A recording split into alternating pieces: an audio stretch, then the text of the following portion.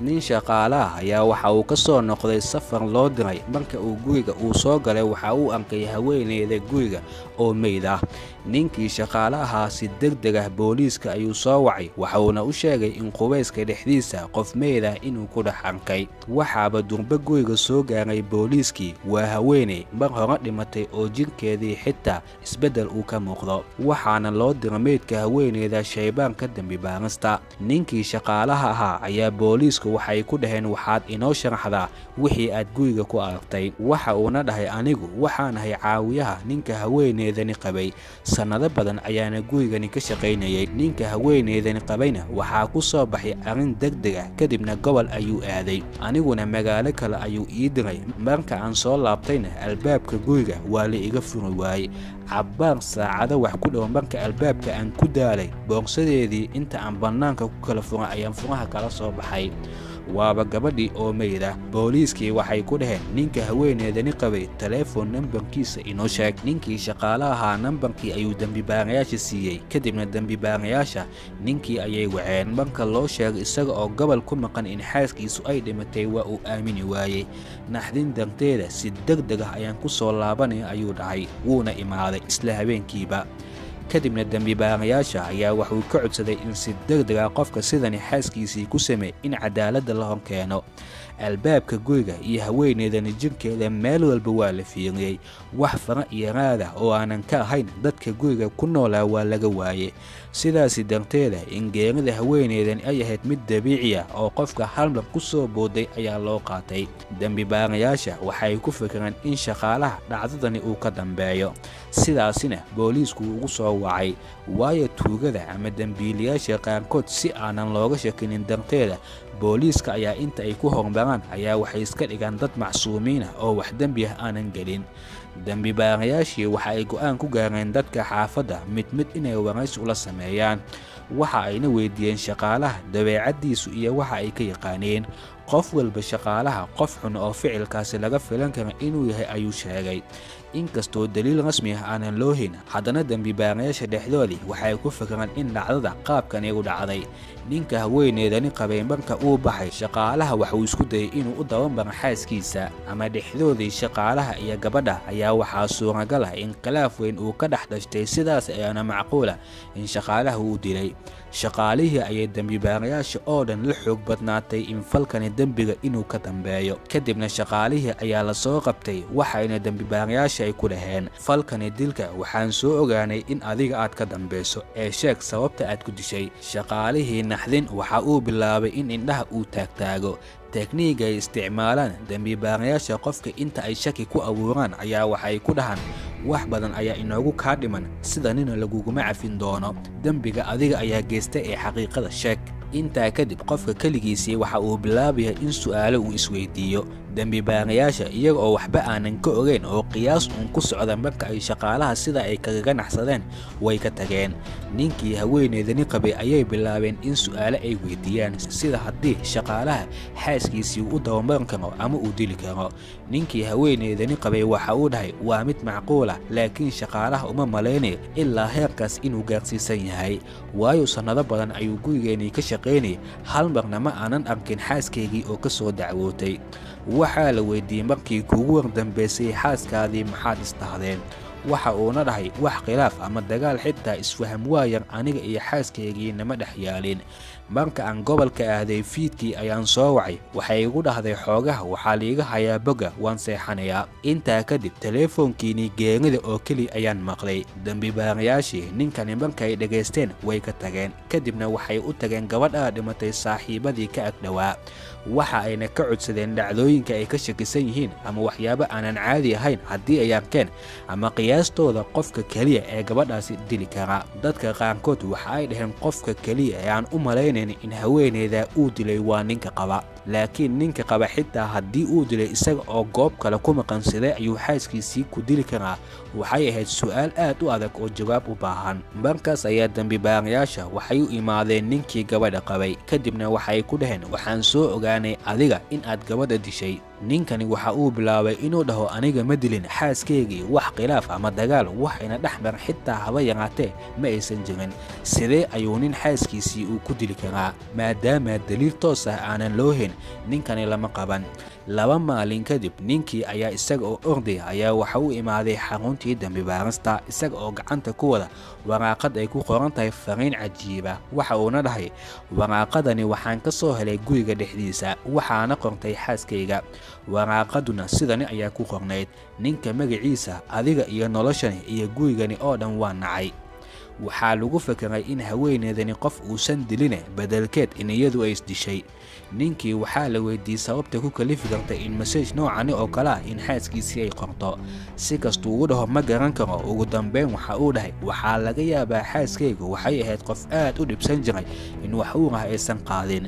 mar walba ee uur ay yeelatana sababo un darteed canuga waa uu ka soo halaabi jiray. arrintanina inta aan ogahay tan ugu stresska badan ayay ahayd.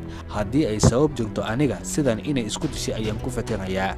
si hadalkani run ahaanshihiisii loo xaqiijiyo, dambibaarayaasha waxay u imaadeen qoyska ay gabadha ka dhalatay. kadibna waxa ay tuseen waraaqada guriga laga helay, waxaana la weydiiyey qoyska in gabadha ay noqon karto qof iyada isdishay. hal mar ayaa qoyskii oo dhan hal af waxa uu ku dhahay ma dhici karto.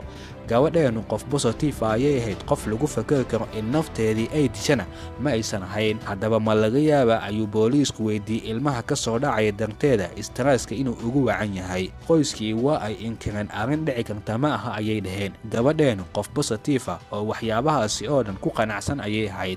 qof isdili kartaa ama looga shakin karana ma aha. kadib dambibaarayaashii guriga waa ay ka soo tageen. inta ay baabuurkoodii aysan gelinba waxaa ka daba timid gabadha qoyska. ninkeygii oo halkaa fadhiyey darteeda wax waa idin dhihi waaye. walaasheeda qofka keliya ee aan ku fakeray inuu dilay waa ninka iyada qaba. qoraalkanina ma aha mid walaasheedii ay qortay. dambibaarayaashii shaki weyn oo dhanka iyo ninka qabay ayaa ku dhashtay. iyada oo xaalka halkaa uu marayo, dambibaarayaasha taleefoonka ninka ayay bilaabeen inay dhegaystaan dadka uu la hadlo. waxa ayna arkeen gabar kale in ninkani xiriir uula lahaa. codadka marka ay si wanaagsan u dhagaysteen, gabadhaasi ayay dambibaarayaasha u imaadeen. waxa ayna ka codsadeen xiriirka iyada iyo ninkaasi ka dhexeeya inay u sharaxdo. waxa ayna dhahday gabadhaasi ninkani isaga oo naag kala qaba ayuu xiriir aniga ila lahaa. waxa uuna igu qancinayeen mar walba si dhaqsa ah in gabadhaasi ay kala tegi doonaan. waxyaabaha uu ii sheegi jiray waxaa ka mid ah in gabadhaasi uusan ku qanacsanayn. booliisku marka ay gabadhani dhagaysteen waxa ay bilaabeen in CV-ga ninkani iyo meelaha uu ku noolaan jiray iyo waxyaabaha uu soo qabtay dib inay u baaraan, waayo shakiga laga qaba ninka gabadhani qabay aad ayuu u kordhay. waxa ayna arkeen in ninkani horaan gabar kale uu qabi jiray.